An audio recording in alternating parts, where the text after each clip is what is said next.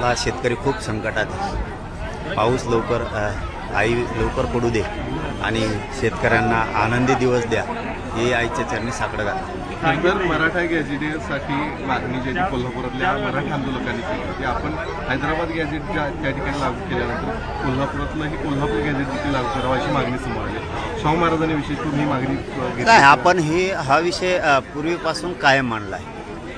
Bombay गव्हर्नमेंटचं gazetteer, Satara संस्थांचं, कोल्हापूरचं, मिरज, औंध आणि पुणे हे पूर्वीपासून आपण सांगतोय की ते घेतलंच पाहिजे कुठल्याही परिस्थितीत। पण आता काय असतं टप्प्याटप्प्यात चाललं आहे।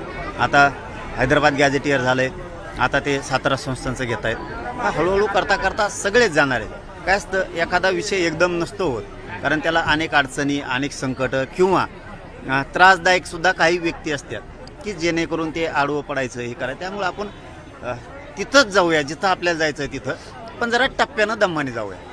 शाहू महाराजांची आज भेट कधी घेतली तर शाहू महाराजांनीच गेल्या काही दिवसांपूर्वी ज्या दिवशी तुम्ही उपोषणाला बसला होता त्याचवेळी कोल्हापुरात आंदोलन केलं, त्यांनी प्रतिक्रिया ती दिली होती जरांगी आम्हाला विसरली अशा पद्धतीची ती एक प्रतिक्रिया नाही बाबा, असं काहीच नाही।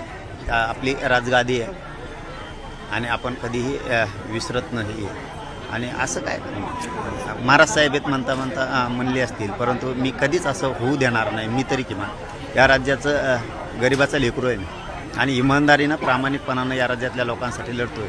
तर माझ्याकडून असं कधीही होणार नाही की इकडं आरक्षण दिलं गेलं तिकडं नाही। समावेशक होणार, राज्यातल्या सगळ्या मराठ्यांना आरक्षण मिळेपर्यंत मी थांबणार नाही। महाराजांची भेट आणि किती महत्त्वपूर्ण असणार हा हे तर खरीच गोष्ट आहे की महाराज साहेबांनी हक द्यावी आणि आम्ही उभा राहावं। त्यांनी सांगितलं एकदा यायलाच लागतं, म्हणलं येतो।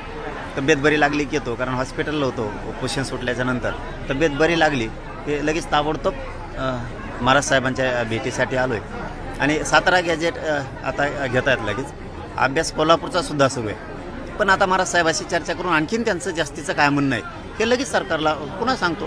काल रोहित पवारांच्या आंदोलनाला तुम्ही भेट दिलेली होती, त्यानंतर काल रात्री त्यांनी आंदोलन मागे घेतलेलं आहे। सरकारकडून त्यांना काही आश्वासनं दिली गेलेली आहेत, तसं आंदोलन मागे घेतलं आहे। सरकार पूर्ण करेल असं वाटतं का? कारण आम्हाला देखील वारंवार अशा पद्धतीनं आंदोलन मागे घेताना आश्वासनं दिली गेली आहेत सरकार। इथून पाठीमागे आम्हाला सरकार नक्की फसवत गेलं। नवनवीन घडामोडी पाहण्यासाठी स्टार महाराष्ट्र न्यूजला सबस्क्राईब करा आणि ताज्या बातम्यांचे अपडेट मिळवण्यासाठी बेल आयकॉनला प्रेस करा आणि परिपूर्ण बातमी बरोबर रहा, इतरांपेक्षा एक पाऊल पुढे।